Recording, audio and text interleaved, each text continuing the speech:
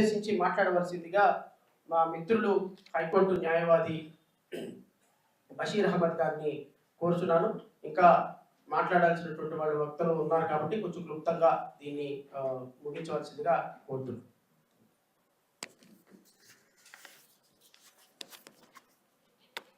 జై భీమ్రావ్ భారత్ పార్టీ ఆధ్వర్యంలో మేధో మదనం సదస్సు ప్రభుత్వ మెడికల్ కాలేజీ ప్రైవేటీకరణ మీద జరుగుతున్న ఈ సదస్సుకి అధ్యక్షత వహించిన మా మిత్రులు శ్రావణ్ కుమార్ గారికి, ఈ సభకు వచ్చినటువంటి ప్రతి ఒక్కరికి ఇండియన్ యూనియన్ ముస్లిం లీగ్ పార్టీ తరఫు నుంచి మా గ్రీన్ సలాం.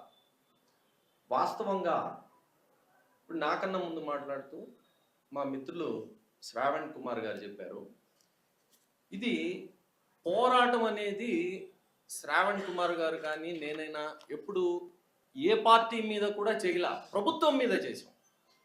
ప్రభుత్వం ప్రజలకు సేవ చేయాల్సిన బాధ్యత మర్చిపోయి ప్రైవేట్ వ్యక్తులకు వంత పాడుతూ ప్రజల్ని విస్మరించినప్పుడు ఈ ప్రభుత్వానికి వ్యతిరేకంగా మాట్లాడాల్సిన బాధ్యత ప్రతిపక్ష పార్టీలుగా మా మీద ఉంటుంది. కాబట్టి ప్రభుత్వాన్ని నిలదీసాం తప్పనిచ్చి ఏ పార్టీలకు వ్యతిరేకంగా మేము ఎప్పుడు మాట్లాడలేదు, వ్యక్తిగతంగా కూడా ఎవరిని వ్యతిరేకించలేదన్న విషయాన్ని స్పష్టం చేస్తున్నాను. ఈ సందర్భంగా నేను ప్రస్తుతం ఉన్న కూటమి ప్రభుత్వ ముఖ్యమంత్రి గారిని, అలానే వైద్య శాఖ మంత్రి వారిని ముస్లిం లీగ్ పార్టీగా కొన్ని ప్రశ్నలు సంధించబోతున్నాం. మీరు మెడికల్ కాలేజీలను కట్టడానికి డబ్బులు లేవని చెప్పి ప్రైవేట్ వ్యక్తులకు ఎందుకు ఇస్తున్నారంటే, ప్రైవేట్ వ్యక్తులలో మీకు సంబంధించిన వ్యక్తులు ఉన్నారు, వారికి మేలు చేయడం కోసం గాను ఇది ప్రైవేటీకరణ చేసి పీపీపీ పద్ధతిలో ఇస్తున్నామని చెప్పి ప్రభుత్వం దగ్గర నిధులు లేవు అని అబద్ధం ఆడుతున్నారు. ఈయన ఆరోగ్య శాఖ మంత్రి అసెంబ్లీలో చెప్తాడు, 33 సంవత్సరాలకు గాను పీపీపీ పద్ధతి ఇచ్చాము, ఈ 33 సంవత్సరాలని 66 సంవత్సరాలుగా పొడిగిస్తామని చెప్పి అసెంబ్లీలో చెప్పాడు.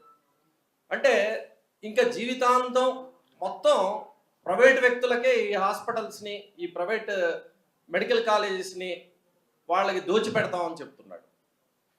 ఈ పై స్థాయిలో కనుక చూసుకుంటే పకోడీ మోడీ మొత్తం ప్రభుత్వానికి జాతికి సంబంధించిన ఆస్తులన్నీ ఆదానికి దోచిపెడుతుంటే, మన రాష్ట్రంలో ముఖ్యమంత్రి గారు ఈ ప్రైవేటు వ్యక్తులకు దోచిపెట్టే విధానానికి ఈయన మొదలు పెట్టాడని చెప్పేసి ముస్లిం లీగ్ పార్టీగా మేము భావిస్తున్నాం.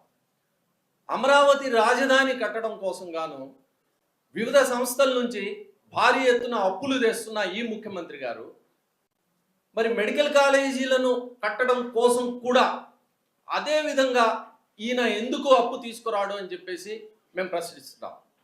అలానే తల్లికి వందనం అని 9,400 కోట్లు బడ్జెట్లో కేటాయించాడు కదా, అదే తల్లికి వందనం అనే ఆ పథకం కిందనే ఇంకొక 5,000 కోట్లు కేటాయించి మొత్తం 15,000 కోట్లు కేటాయించి ఒక 5,000 కోట్లు హాస్పిటల్స్కి ప్రైవేట్ పీపీపీ పద్ధతిలో ఇవ్వకుండా ఈ మెడికల్ కాలేజెస్ కట్టడం కోసం ఇవ్వమని చెప్పి మేము ఈ ముఖ్యమంత్రిని మేము ముస్లిం లీగ్ పార్టీగా మేము డిమాండ్ చేస్తున్నాం.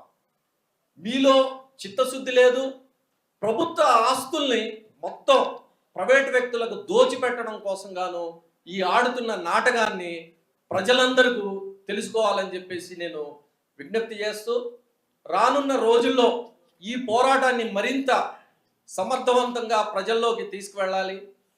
తీసుకుని వెళ్ళి ఏ విధంగా అయితే రాజధాని కట్టడం కోసం ప్రభుత్వం అప్పు తీసుకుంటుందో, తల్లికి వందనం అని 9,400 కోట్లు కేటాయించారో దానికి ఇంకొక 5,000 కోట్లు కేటాయించి ప్రభుత్వమే ఈ మెడికల్ కాలేజీలను పూర్తి చేయాలని, లేదా మీకు చేత కాదు, మేము చేత కాని వాళ్ళం, మేము దద్దమ్మలం అని కనుక మీరు చెప్పేటట్టయితే ముస్లిం లీగ్ పార్టీగా మేము, జడా శ్రావణ్ కుమార్ గారు, అలానే దీన్ని వ్యతిరేకిస్తున్న మేమందరం కూడా జోలి పట్టి రాష్ట్ర ప్రజల దగ్గరికి వెళ్ళి నిధులు సేకరించి మేమే ఇస్తాము, మీకు చేతనవుతే మా సవాల్ని మీరు స్వీకరించండి,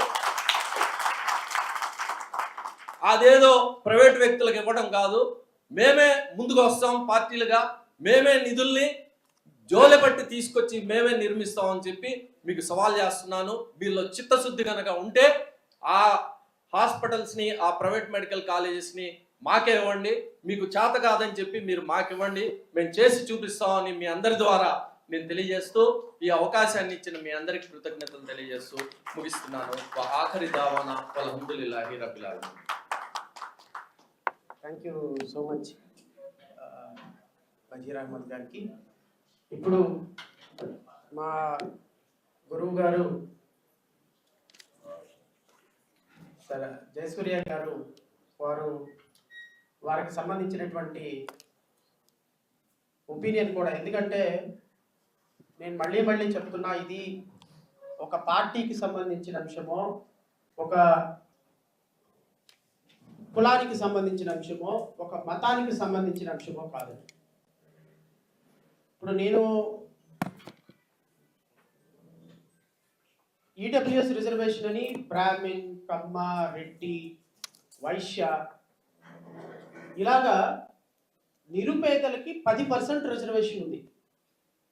ఈ నిరుపేదలకు ఉన్న 10% రిజర్వేషన్లో ఉన్నటువంటి విద్యార్థులు కూడా రేపొద్దున రిజర్వేషన్స్లో వాళ్ళకు ఉన్నటువంటి కేటాయించబడిన 10% రిజర్వేషన్స్ నిరుపయోగంగా మారిపోతాయి. మెడికల్ కాలేజీ విద్య అనేది ఒక కులానికి పరిమితం చేసి, ఒక కులానికి పరిమితం కాకుండా, ఒక సెట్ ఆఫ్ పీపుల్కి పరిమితం కాకుండా, కేవలం డబ్బున్న వాళ్ళకి మాత్రమే పరిమితం చేయాలనే ప్రభుత్వ నిర్ణయాన్ని విమర్శిస్తూ, ప్రభుత్వ నిర్ణయాన్ని వ్యతిరేకిస్తూ చేస్తున్నటువంటి పోరాటం తప్ప ఇది పార్టీ పోరాటం కాదు.